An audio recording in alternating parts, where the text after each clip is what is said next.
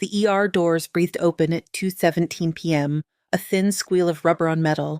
Thomas Mercer stepped through in dress blues that carried their own weather. 3 neat rows of ribbons caught the light. Blood had soaked one shoulder, spreading like a dark blossom through white. He walked as if the floor belonged to him. "I need this looked at," he said to the intake nurse without breaking stride. "Minor shrapnel. Rinse it. Wrap it. I've got a meeting."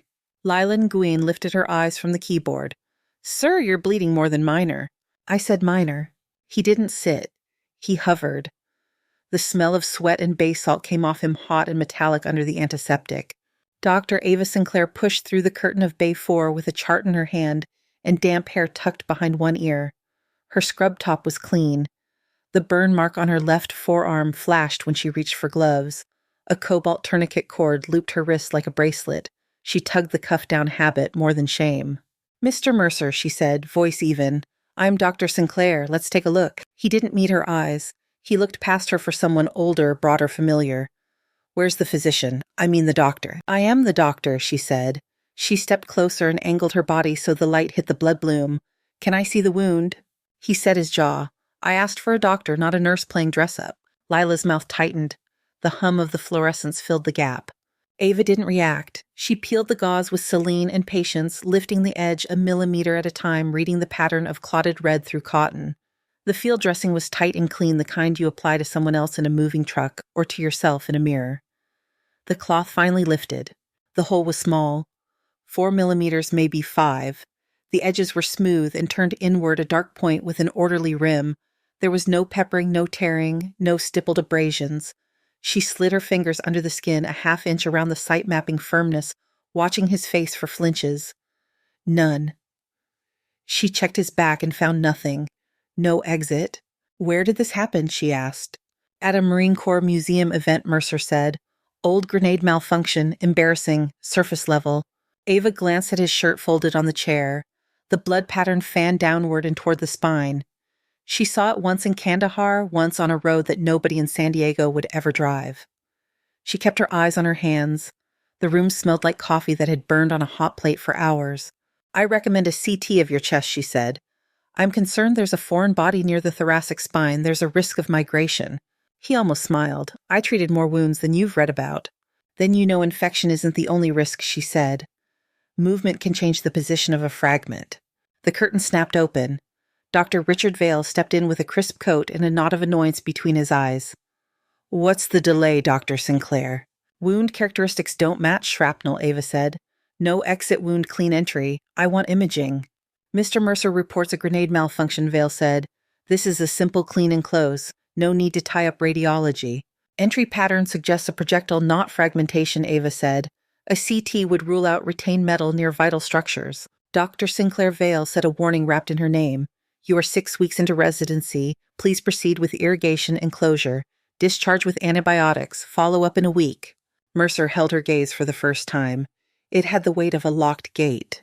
Ava put her eyes back on her work. She irrigated until the water ran pink, then clear-pressed local anesthetic and set her sutures. Fast, efficient stitches that bit and bridged like they meant it. Laddered, not pretty.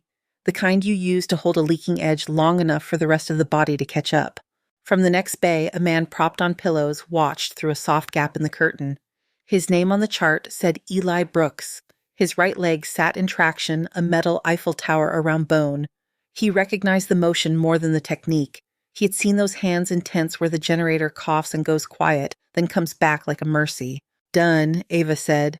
She taped gauze, wrote on it with a black marker, and pulled the curtain fully for privacy. "Keep it dry for 24 hours. Return if you have chest pain, shortness of breath, or numbness." Mercer slid back into his shirt with the shrug of a man who refused to wince. Maybe next time they send someone who knows what she's doing. He left without looking back. Lila blew air through her cheeks. "That was brutal," she said. Ava snapped off her gloves. "Place a standing order for a CT chest on Mr. Mercer. Mark clinical concern for retained foreign body." Dr. Vale already cleared him. "Order it anyway." Lila hesitated, then nodded. "I'll put it in." The lounge smelled like microwave noodles and old carpet. Ava sat with her laptop open and 3 tabs of journal articles up. Migration mechanics, fascial planes, case reports where a fragment walked centimeter by centimeter under the pull of breath and muscle until everything went wrong. Her Timex ticked on her wrist. She touched the plastic crystal with a thumb. The strap was scuffed black from a different country's dust. She set an alarm for 23 Upwoodrow out of habit she didn't argue with. The cobalt cord on her wrist caught the light when she moved her hand. Flashed, went still. Sinclair Jenna Ochoa said from the doorway, "Word is you asked Vale to image a routine shrapnel case." "Not routine," Ava said. "Sometimes a hole is just a hole." "Sometimes," Ava said. She didn't lift her eyes. Ochoa watched her for a beat. "You're thorough. That's good. Don't make yourself a target." Footsteps faded. The room settled back into humming and clocks. Ava typed notes into a file she kept for herself, not because she needed an audience, but because writing made the pattern unblur. Thomas Mercer, 58. Entry wound 4 to 5 mm. Clean edges. No exit. Directional bloodstain inconsistent with blast. Low pain response. Depth estimate 3 to 4 centimeters. Proximity to T4 to T6. Concern for migration toward pericardium. Her phone buzzed against the laminate. Unknown number. "Dr. Sinclair," she said. "This is Claire Mercer," a woman said, calm and tight. "My father told me you wanted him imaged. He also told me your attending disagreed." "That is correct." "What did you see?" Ava weighed the words. "The entry wound isn't consistent with shrapnel. If there is a retained fragment near the thoracic spine movement, could push it toward the pericardium. Time to danger is often 12 to 48 hours. Silence. The sound of someone breathing in a room where a TV played softly. "Thank you," Claire said. The line went dead. Ava stared at her screen. She had stepped past policy, not far, just enough to feel air move under her feet. The hospital cafeteria, 2 floors down, clicked trays and silverware. An ambulance siren Dopplered outside, high to low and gone. In the orthopedic wing, Eli hit the call button and asked for the name of the young surgeon with the burn scar and the steady hands. The nurse gave it to him. He typed it into a text he had not sent in years. "Captain Sinclair at Outpost Kestrel." "That her?" The reply came fast. "You kidding?" She kept an entire fob breathing in 2019. In the quiet after midnight, Ava read about bullets and hearts until the words lost shape and color. She closed the laptop and sat still. The room's cold air bit the back of her neck. She breathed and let the breath leave. The tourniquet on her wrist felt like a promise she had not made out loud. Late afternoon smeared the windows of Mission Hills. Thomas Mercer stood in his kitchen and rolled his right shoulder. The ache was deep and mean. He told himself it felt like a bruise. He rinsed a glass and watched the brown swirl down the drain. His study door was open. The display case inside gleamed with oil and pride. A rifle lay on the felt. Light skated across its metal and stopped on a spent casing in the wrong tray. He closed the study door. At 7:12 p.m., the radiology tech called Dr. Vale's office and got a yes to cancel the standing CT. The note in the chart read, "Unnecessary imaging avoided." The status updated to canceled. At 7:19 p.m., Ava's phone buzzed again. A system flag pulsed red at the top of her screen. She opened the message and read it. "Canceled by attending." She put her fingertip over the icon and held until the phone offered her choices. She turned off 3 alarms she did not need anymore. She left one. The Timex on her wrist kept time at an indifferent pace. Lila walked by the lounge door and flashed a tired smile. The halls carried the smell of chlorhexidine and something sweet from pediatrics. In the next bay over, a monitor beeped in a pattern Ava had learned to hear without thinking. She looked up at the clock over the sink and set her eyes on the numbers. She knew why she had set 23 Hiverdern. She didn't touch the dial. She left the clock running. The lounge lights hummed against the dark. The Timex on Ava's wrist kept its small, stubborn beat. She closed the laptop, slid it aside, and pressed her palms flat on the cool table. The cobalt cord on her wrist left a faint print in her skin. In orthopedics, the hall smelled like chlorhexidine and lemon floor polish. Eli Brooks sat half upright with his leg in a scaffold of chrome. He watched the doorway as if expecting weather. When Ava appeared to check a post-op note on the wall console, he cleared his throat. "Doc," he said, keeping his voice easy. "Nice ladder stitch on that shoulder yesterday." Ava glanced over. "You were paying attention." "Hard not to. You kept the bleeding quiet without babying the edges."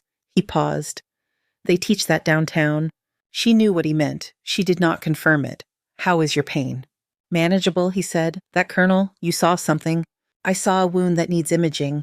She kept her hands at her sides. Imaging was canceled. Eli watched her face, not her words. "You ever have a decision sit on your chest like a cinder block?" Sleep, she said. You have a fixation tomorrow. Copy, he said. He let it go. He was good at survival. Morning burned thin over San Diego. The conference room filled with shoe squeaks and coffee heat. Rounding started at 7. Dr. Vale stood at the head of the table with a tablet in a tight mouth. Cases, he said. Ava presented 2 overnight admissions, appendicitis clean, a drunk fall with scalp lac observed and discharged. She reached the 3rd. Mr. Thomas Mercer, 58, shoulder wound. I recommend we call to assess any delayed symptoms and reinstate the CT. Not necessary, Vale said before she finished. He is discharged with clear instructions. His entry wound does not match blast. If a fragment migrated, we would miss it. Dr. Sinclair, we do not chase stable patients who do not want to be chased. His gaze moved on a beam skipping a surface. Next. Jenna Ochoa gave Ava a small look over her coffee cup. It was not pity. It was a warning to drop it. Ava wrote nothing on her pad for a moment. The Timex ticked against her skin. By mid-morning, the ER settled into the moving parts of any day. A toddler with an almond lodged in his nose. A chef with a burn shaped like a grill grate. A cyclist who lost a fight with a curb. Ava stitched and irrigated and ordered labs with the smooth reflex of someone who had learned to breathe where things went wrong. Between cases, she checked the system. The CT order in Mercer's chart read canceled by attending. The notation carried a tidy stamp, the kind of certainty the computer loves. She added a line to her own private file. Day 1, post-injury, discharged, no imaging, contact made by family. At noon, Lila swung by Bay 4 with a handful of gauze she did not need to carry.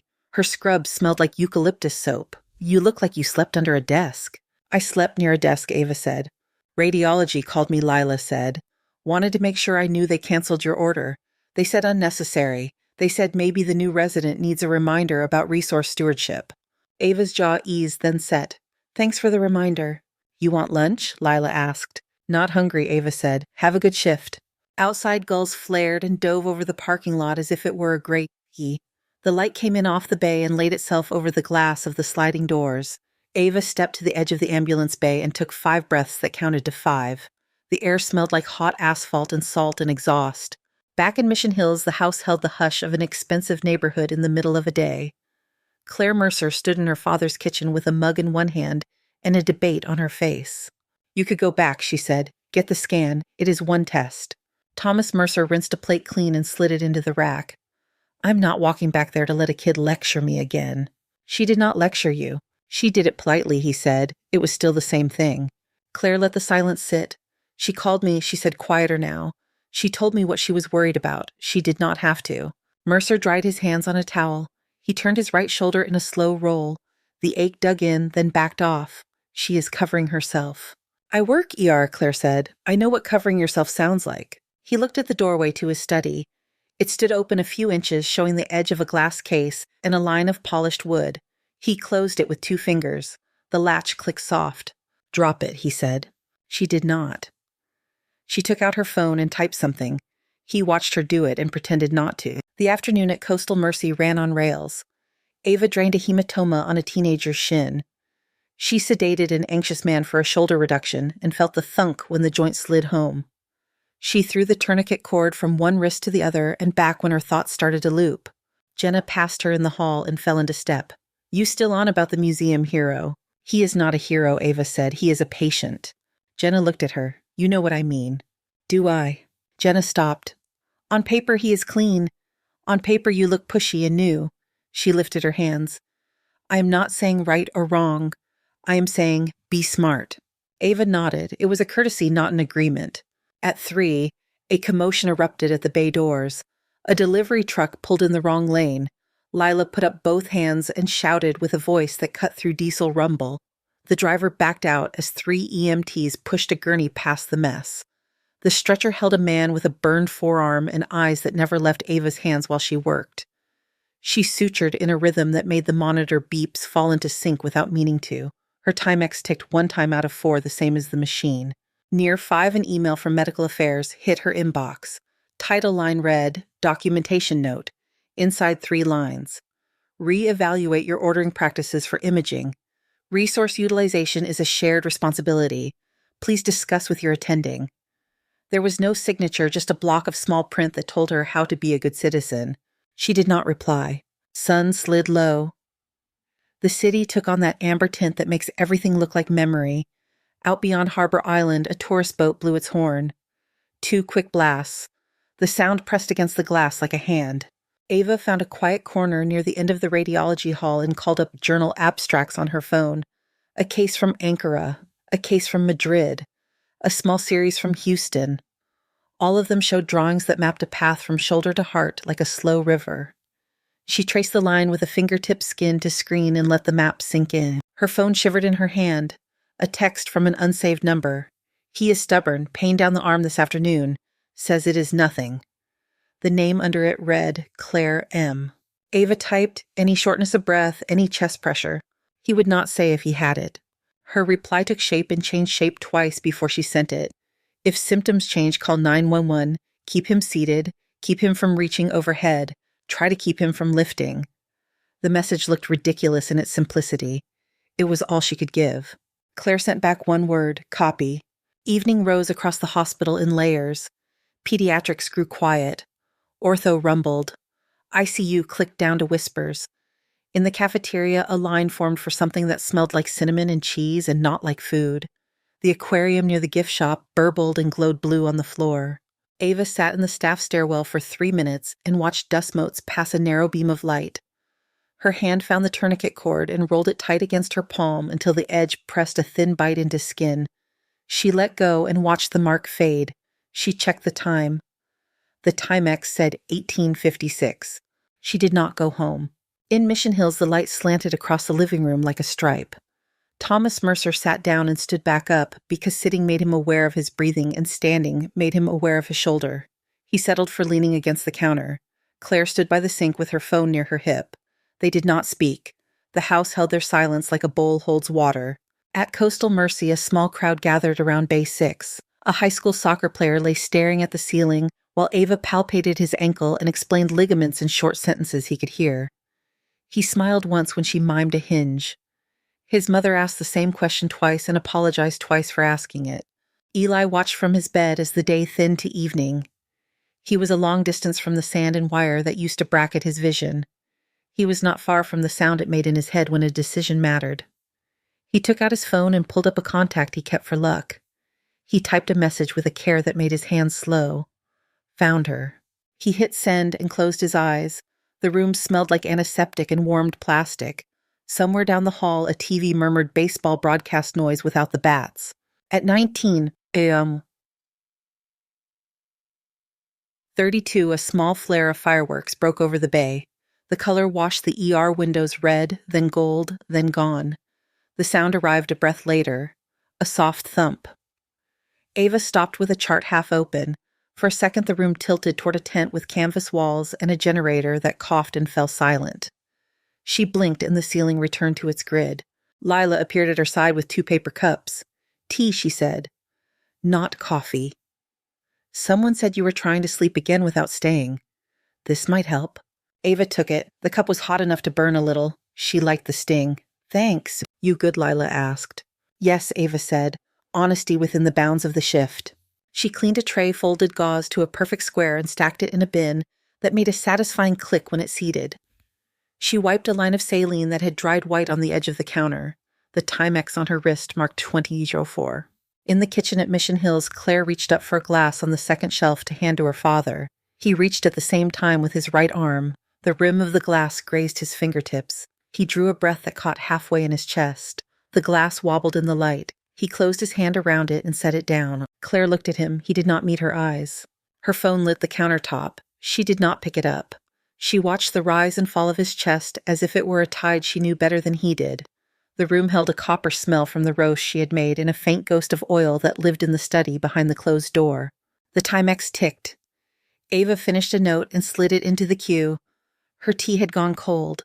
She threw it away and thought about making more. She did not move. The hallway lights blinked into their night mode without changing color. Claire drew in a breath and let it out. She opened a drawer and took out a pen that had Coastal Mercy stamped on the side. She set it next to her phone. Her hand stayed near both. The house listened.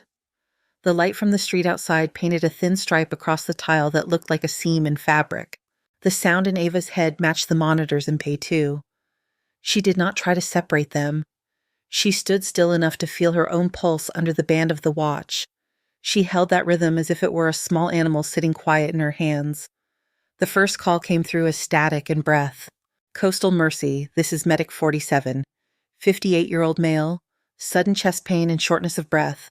Blood pressure 88/54, heart rate 140. Recent shoulder wound sutured yesterday at your facility. Family mentions possible retained fragment. Arrival in 3 minutes. Lila was already moving. She pulled a trauma cart to Bay 2 and tore open a packet of electrodes. Oxygen at 15 liters, 2 large bores. Ultrasound here. Ava pushed aside the curtain with her shoulder and snapped on gloves. The room smelled like chlorhexidine and fresh plastic. The Timex beat a calm that did not match the air. The doors hissed. The gurney came in fast with 2 EMTs at the rails, and Claire Mercer walking tight at the side, one hand on her father's wrist. Thomas Mercer lay gray under the fluorescent lights with an oxygen mask smeared with fog, sweat glued hair to his temple. Transfer on 3, Ava said. 1, 2, 3. They slid him over to the ER bed. He grunted once and swallowed sound. Mr. Mercer, I am Dr. Sinclair. Can you hear me? Can't get air, he said through the mask. The words came out shredded. Stay with me, Ava said. Any new numbness? Any trauma since discharge? Claire answered. He reached for a glass about an hour ago, said he felt a pull in his chest. He tried to pretend it was nothing. Lila called out numbers.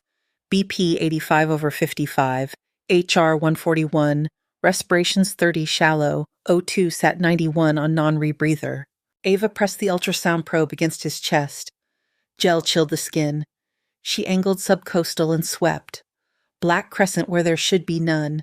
A halo of fluid hugging the heart. The heart itself beat a hard stutter inside a rising pool. Pericardial effusion with tamponade, Ava said. There is blood in the sac. He is crashing. Jenna Ochoa slid in beside her eyes on the screen. Call cardiothoracic. Call the OR. Can they get a room now? Lila spoke into the phone as she ran. Paging Dr. Metastat, request OR3. Ava did not take the probe off. She watched the chamber walls press against fluid and rebound weakly. The EKG on the monitor flicked with an angry regularity. The man on the bed blinked slow like he was falling down a well. We do it here, Ava said. Jenna looked at her. Ava, you are not credentialed for that. He will not make it upstairs, Ava said. Needle, 18 gauge, 60 cc syringe, lidocaine, sterile gloves. Sinclair. Jenna's voice was low, not angry, not fearful.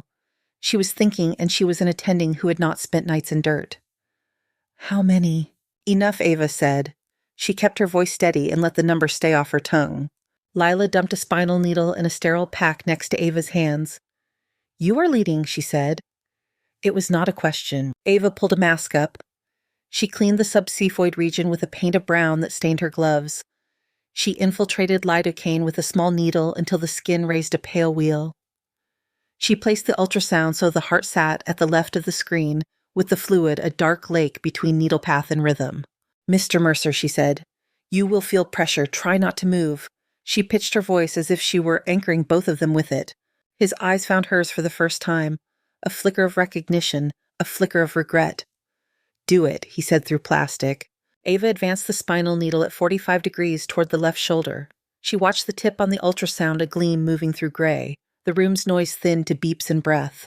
The metal of the needle whispered in her glove when she steadied it. There it was.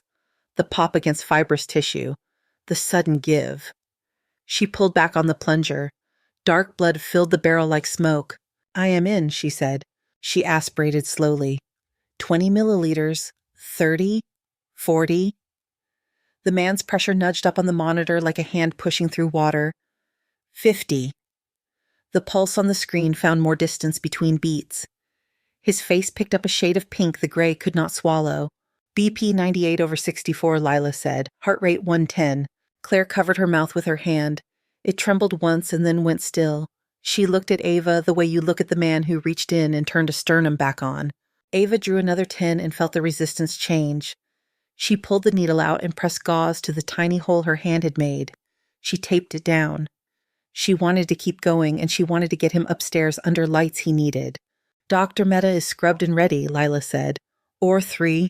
Transport now, Jenna said. Keep the mask on. Keep him flat. 2 orderlies slid the bed into motion. Claire followed, fingers brushing the rail. At the elevator, Mercer caught Ava's wrist. His grip was weak and exact. The tourniquet cord flashed cobalt against her skin. "You were right," he said. "No arrogance, only air and effort." "Hold that thought," Ava said.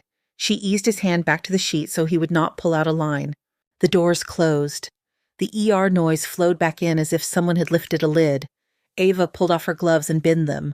Her hands were dry and clean and shaking only on the inside.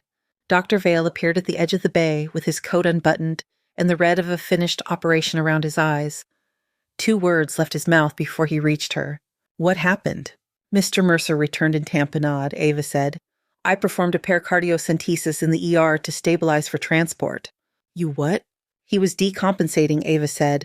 "Cardiothoracic was on the way. There was not time to move him without draining." Vale looked at the empty bed and then at the ultrasound still frozen on his last good image. The heart huddled smaller inside a dark arc of fluid. He put his hand on the machine as if it would give him a different picture. "You are not authorized," he said. "I documented my concern yesterday," Ava said. "I requested imaging. It was canceled." He came back in shock. "You cannot make these calls on your own," Vale said. The voice was clipped, but the eyes were not cruel. "You put this hospital at risk." "I kept a man alive," Ava said. She felt heat in her neck and kept her tone level. "We can argue about paperwork after." He stared at her. The room around them hummed with the sound of people who were not in this argument. Jenna stood at the edge of the curtain with her arms folded. Lila was already cleaning the tray and humming a line under her breath to keep from taking sides with her face. "Who taught you to do that?" Vale said, quieter now. Ava met his eyes. "The Army did," she said. "Captain Ava Sinclair, Army Medical Corps, 3 tours, Outpost Kestrel." For a second, he looked like a man seeing a map he had not known was in his pocket. His jaw worked once. "If that is true, it should have been in your file in letters I could not miss." "It is in my file," she said. "You did not ask." Before he could reply, the wall phone rang in a way that made heads turn. Lila grabbed it and pressed it to her shoulder. "For Dr. Sinclair," she said, "cardiothoracic." Ava took the handset. "Sinclair." Meta, the voice said, over a soft background of suction and metal. "Your patient is stable under anesthesia. We evacuated blood. Found and removed a 7.62 by 39 fragment lodged near the pericardial reflection. Likely Russian manufacture based on the base markings. Another hour or 2 and the phrenic artery would have been compromised."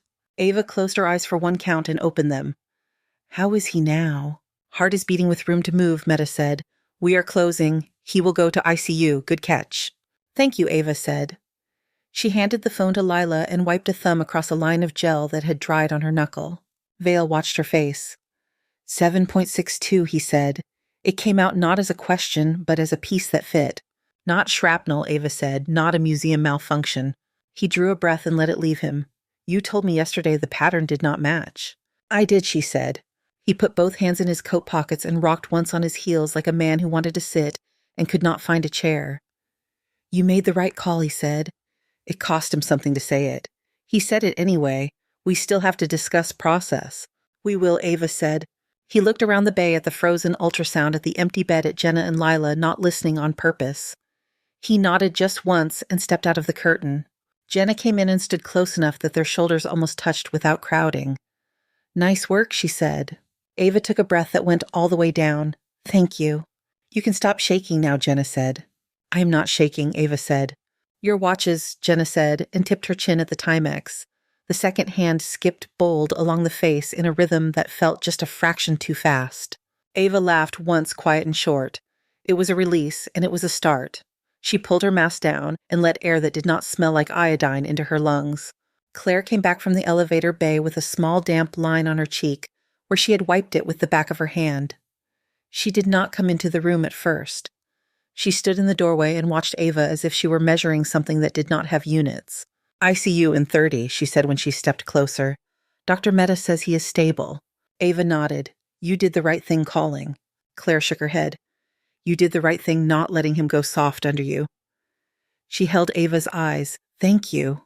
"You are welcome," Ava said. Claire looked toward the hall where the ICU elevators waited. She pressed her lips together, then spoke. "He wants to talk when he is awake." Ava did not move. The cobalt cord on her wrist caught a light and flashed quick like a signal. "I will be there," she said. The ER moved on. A nurse laughed low at something near the workstation. Someone wheeled a mop bucket by in smooth circles. The glass doors at the front let in a slice of night and the faint sound of traffic sighing along the bay. Ava washed her hands and watched the water spiral clear. She turned off the tap and checked the time. The Timex kept its beat. The needle had left a pinprick under a square of gauze. The decision had left a larger mark that no one could see. ICU held the kind of quiet that stacked on itself. Monitors spoke in careful bleeps. The air tasted like saline and wiped steel. Claire stood at the side of the bed with both hands on the rail. Thomas Mercer lay propped oxygen cannula at his nose, color back but thin. He opened his eyes and found Ava in the doorway. He did not look away. "I owe you," he said. His voice had the rough edge of a throat that had carried a tube. "You need to rest," Ava said. "I need to say this." He shifted a little and failed to hide the wince. The grenade story was a lie. Claire kept her gaze on him. She had known, but the words still pulled something through her face. "In my study," Mercer said. "A rifle that was not as empty as I thought. I was cleaning it. I did not check the chamber the way I have told 100 men to check. I fired a round into my own shoulder like a first-week private." The machine at his shoulder clicked. The line on the screen held steady. "I panicked," he said. Pride did the rest. Ava came closer until she stood at the foot of the bed. The Timex on her wrist picked out a soft rhythm. "We treat what is in front of us. I treated you like the problem," he said. "You called my daughter anyway." His mouth twitched at one corner. "You broke a rule for me." She did not answer that. Claire did. She did the right thing, Claire said. "You were sinking." Mercer let his eyes close for 2 beats.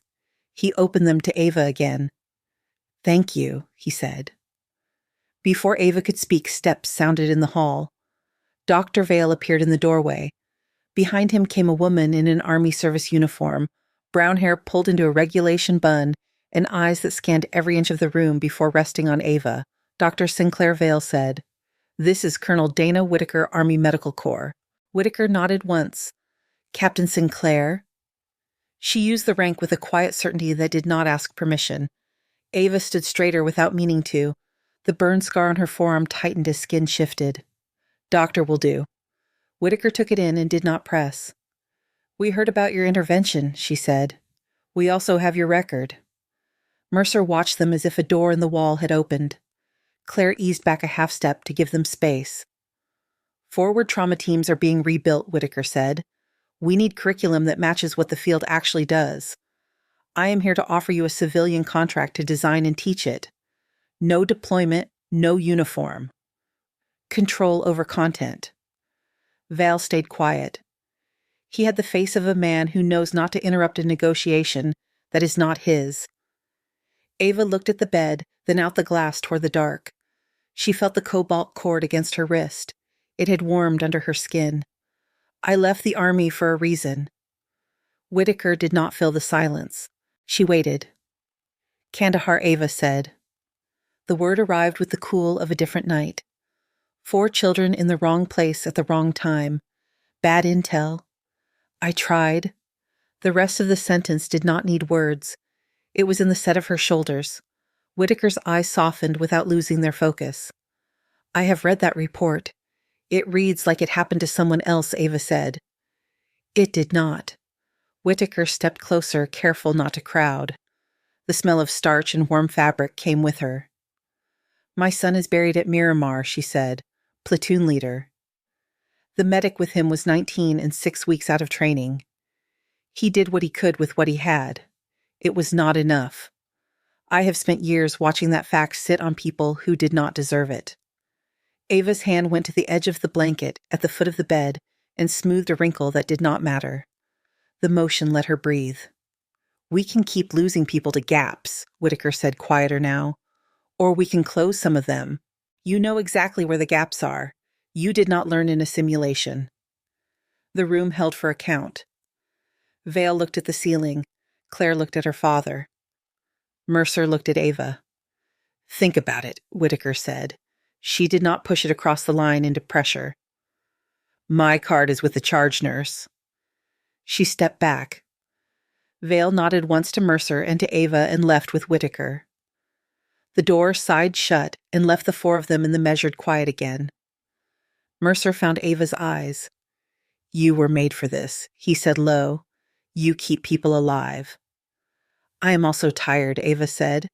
He tried to laugh. It turned into a cough he smothered. Even the Marines sleep, he said when he caught his breath. No one sleeps forever. Claire moved to adjust his pillow. She looked at Ava over her shoulder and gave the smallest nod. It meant, do what you need to do later. The sky over Miramar ran gold into gray. Wind came across the grass in steady pulls that smelled like cut earth and eucalyptus. Ava walked between white stones until she reached a marker with a name that lived in her hands. Lieutenant James Torres. The date on the stone found its old place in her chest. She stood with both feet planted. The Timex ticked like it always had. She set her fingers on the cool top of the stone and let her palm rest. The burn scar on her forearm looked like a brushstroke against the pale. I am still here, she said. It was barely sound. Bootsteps crunched the gravel behind her. She did not turn until the steps stopped. Colonel Whitaker stepped into the corner of her vision and then into the light. I come here on Thursdays, Whitaker said. My son is over there. She tilted her head toward a row 3 lines down. I give him news he would pretend he does not want. They stood without filling it with speech. A jet banked low out toward the water and left a line that the wind worked on. You do not owe the Army anything, Whitaker said. You owe yourself something. You get to decide what that is. Ava kept her hand on the stone. If I teach them to be better and they still lose someone, they will carry it. That does not change. No, Whitaker said. It does not. But they will carry it knowing they had the right tools. There is a difference. Ava let the wind push hair against her cheek and did not move it. The sun slid down to the edge and made the stones glow from within. 3 conditions, Ava said. The words were even. If I say yes. Whitaker waited. Curriculum control sits with me, Ava said. No rewrites for optics. No edits that remove truth. Agreed, Whitaker said. Psychological support is baked in, Ava said. Mandatory debrief. Real clinicians, not pamphlets. Agreed, Whitaker said. And I pick an assistant from the people I trust, Ava said. Eli Brooks. He knows the field and the classroom in his bones. Whitaker nodded. Send me his file. Ava took her hand from the stone. The skin underneath felt colder by contrast. She looked at the line of white markers until they blurred. I will need the hospital, she said. Space, sim lab, administrative teeth. I will talk to your chief, Whitaker said. I suspect a donor will talk to your administrator faster. Ava knew who she meant. The thought slid into place like a clamp. She left Miramar with dust on her shoes and the smell of grass in her jacket. The sky over the freeway had turned a deeper blue that collected headlights without giving them back. She drove without the radio. The Timex on her wrist held the time as if it could hold everything else. At Coastal Mercy, the administrative floor hummed with evening email. Monica Reeves had removed her heels and tucked them under her desk. Mercer's name on her schedule made her sit up. He walked in slowly with Claire at his side and a discharge bracelet still on his wrist. I want to fund a simulation lab, he said as soon as the door closed. Trauma. The kind that makes your residents sweat before it counts. I want Dr. Sinclair to build it. I want it done right. Monica reached for a pen she kept for contracts that would move. How much are we talking? Enough, Mercer said. Claire's mouth edged into a smile that looked like relief and mischief at once. Monica nodded. We can work with enough. On the staff floor, Ava found a quiet office and called Vale. He answered on the second ring. Dr. Sinclair. I have an answer, Ava said. I will take the role if 3 conditions are met. He did not argue that it was not his to grant. Tell me. Curriculum control. Psychological support is not optional. Eli Brooks as assistant when he is cleared. Vale was silent for a long breath. She heard the throat clear he did when he was about to concede something and wanted to make sure it did not sound like surrender. Yes, he said. You have them. Ava thought of Eli's watchful eyes in ortho and the way his hands stilled when the decision part of a moment arrived. She thought of the email about resource stewardship and the way it had not understood the cost of what had almost happened. One more thing, Vale said. I was wrong. I am putting that in writing. You do not have to, Ava said. I do, he said. For you. For the board. For the next resident who is right when I am certain. She let the words land. They changed the air a little. After the call, she stood alone in the stairwell and listened to the echo. She slid the cobalt cord off her wrist and felt the soft give of the woven band in her fingers. The Timex ticked inside the small space and sounded bigger than it was. She wrapped the cord back on and tightened it until it kissed skin. She went back to work. The floor smelled like lemon and night. The glass at the end of the corridor held a sliver of the bay and the suggestion of the city beyond. The second hand on her watch cleared the 12 and started down again. 6 months later, the third floor smelled like fresh paint and new plastic. Glass walls caught the Pacific light and spread it across the halls. A square Timex hung in the simulation lab above the door, its face nicked, and the band mounted under a small plate that read, "In chaos, keep a beat." The second hand ticked with a confidence the room adopted. Rows of folding chairs filled the training center. Residents in clean scrubs sat hip to hip. Nurses leaned in the back. A handful of Marines in khaki stood along the wall with arms folded. Dr. Vale kept to the last row, coat unbuttoned, a look on his face that suggested he had made peace with a few things and was still making peace with a few more. Ava stepped to the podium with a small stack of note cards she did not look at. The cobalt cord on her wrist flashed when she touched the microphone. The room quieted on its own. "Trauma is decision-making when time is wrong," she said. "You will miss, you will land. The goal is to land more than you miss." Her voice carried clean. She did not raise it. She let the rhythm do the work. Behind her, a slide showed a pair of lines. One ran higher than the other and then bent down until it sat below. The legend said mortality rate facility versus national. A number in the corner read -12%. A small caption said 43 lives. She clicked to a photo of the new sim bay. Plastic torsos on gurneys, a shelf of tourniquets and tight coils, an airway station with masks and laryngoscopes lined like silver fish. The second hand of the Timex in the shot glowed red. The room chuckled when the photo angle matched the clock above their heads. "Welcome to the Advanced Trauma Training Center," she said. "You will practice hard, you will debrief hard, you will carry it together." Applause moved through the chairs in a wave. Lila stood near the aisle and clapped until her palms colored. Jenna Ochoa smiled with her eyes and gave a small whistle that cut neatly between the beats. Monica Reeves nodded from the side and made a note with the pen she saved for good signatures. After the talk, the fellows spread through the lab. The room took on the smell of rubber and alcohol wipes. Eli Brooks stood at a table with a stack of blue tourniquets and a bucket of short lengths of PVC pipe. His leg no longer carried a scaffold. A line of trainees waited for him to wrap their forearms and place a stick. "Feel the vein," he said. "Not where you think it should be, where it is." He bent a wrist and showed the angle. His hands were precise and patient. When a trainee mashed at skin without a plan, he stilled her hand with 2 fingers. Pause. Let the noise settle. Then choose. Ava moved from station to station. She watched airway practice and corrected a hand 2 inches. She watched a chest tube insertion and pointed with a chin at the space above the rib, not below. She listened to a debrief where a senior resident tried to talk over a junior and held up a palm until the junior finished. Dr. Vale passed behind her shoulder and said nothing. He did not have to. He was there.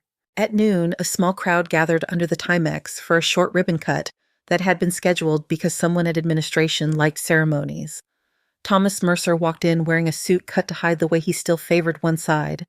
Claire kept pace beside him with a rolled program in her hand. He looked good in the light. The room noticed. Monica said remarks she had practiced in the mirror. Words like partnership and excellence sounded less plastic than usual in the room they had built. She gestured toward Mercer and called him by name. He nodded once like a man acknowledging a radio call. After the ribbon, Mercer found Ava near the back. He took an envelope from his inside pocket and held it out. The paper whispered when she opened it. A photo lay inside, Mercer in a suit beside Claire in a white dress, 2 kids and small shoes between them. A courthouse stoop. The sunlight washed the edge of the frame. On the back, in careful block letters, it read, "To Dr. Ava Sinclair for time. I did not know I would have. Thank you, Thomas Mercer." She turned the photo over and studied the faces. She did not speak. He did not hurry her. "You saved me twice," he said after a moment. "The second time you gave me the sense to not waste it." She slid the photo into the inside pocket of her jacket so it would sit close to the Timex when she hung the jacket later. "Congratulations," she said. He smiled in a way that moved the scar near his mouth into a new shape. "On all of it," he said, and let the room take him back. The afternoon ran on a hum. Scissors snipped, monitors beeped at practice volumes. In one corner, Dr. Mehta walked a group through a pericardial window on a thorax model that had cost enough to make Monica blink. He used a pencil to draw the angles they should see. He did not tell them the angle they would feel. That part was theirs. A tall man in a navy suit slipped in beside Vale. He carried a soft leather portfolio and a card that said Department of Defense Medical Services under his name, Michael Brennan. He watched the airway station for a full minute before he spoke. "This is clean work," he said. Vale nodded. "It is different work." Brennan turned the card in his fingers. "We would like this model at 5 other centers." Ava joined them. She had heard the sentence from across 2 stations. Brennan offered his hand. "Dr. Sinclair," he said, "I have been reading numbers with your name on them." "Numbers do not carry patients," she said. "People do." "People make the numbers move," he said. "We want to help with that." She looked at the lab. Eli tightened a tourniquet with a twist of his wrist and met the eyes of the trainee across from him until she steadied her breath. Lila stacked airways and laughed at something a fellow said in a way that made it easier to fail and try again. The Timex kept time above the door. "Curriculum control stays here," Ava said. "Mental health is not an add-on." Brennan nodded. "Understood." He left a card with a phone number that would answer. He did not ask for a rehearsal or a brand. He told Vale he would be in touch, and then he was gone, folded into the flow of the hospital, like a man who had been in these halls often enough to know how to move without stirring the surface. The first cohort assembled at the end of the day for a short debrief in the lecture room. Fluorescent light softened under a line of diffusers. The projector fan whirred in a steady hush. Ava stood in front of a table where 8 blue cords lay coiled like small rivers. "When you start the night shift," she said, "tie one of these on your wrist. It is a reminder to slow your hands when your head speeds up." She placed a cord in each palm. Eli took his last. He had kept the frayed one he came in with. He tied this new one beside it. "Debrief with Dr. Cho after every sim," Ava said. "Do not skip. I do not skip." They did not clap. They did not need a ceremony for a piece of webbing. They slid the cords onto their wrists and checked the fit. The gesture felt like joining a team without saying the word. That night, the training center emptied out to the soft chatter of people who had worked and wanted to keep talking. The halls went quiet by degrees. The smell of rubber lifted. The glass reflected indoor light back at itself until only the exit signs and the clock kept their color. In the research library, Vale found Ava reading a case report with a highlighter line already half dry. He leaned on the doorway and waited until she looked up. "The board signed off," he said. "Your incident report reads the way it should. So does the one with my name." She set the article down. "Thank you." "You were right," he said. "I was wrong." He tasted the words before he gave them, and then gave them anyway. "I'm glad you stayed." She nodded once. "Me too." When he left, she sat a minute longer with the quiet. She tucked the highlighter away and closed the journal. She slipped the photograph from her pocket and set it beside the Timex on the table. The kids in the picture had their mouths open mid-laugh. The clock face showed 7:01. Her phone buzzed. A message from a number that did not live in her contacts. "Corporal Sarah Chen here. Your mass casualty flow saved 2 in Hasaka tonight. I owe you coffee when I'm back." Ava typed a short reply. "I will be here." She put the phone face down. She picked up the photo and put it back where it had been. She stood and turned off the lamp. The room darkened to a tide pool of shapes. The Timex kept its beat. On the way out, she passed the simulation lab and paused. The clock over the door ticked, and the cobalt cords on the table threw a faint blue in the low light. She pressed her fingers to the glass for a second and felt the cool through her skin. The burn scar on her forearm blanched against the pain, then flushed back. Outside, the night air smelled like salt and jacaranda. The city held itself quiet. She walked toward the parking lot, with the ocean pulling at the edges of the dark and the watch steady on her wrist. The beat in the band matched the one in her chest. She did not try to separate them.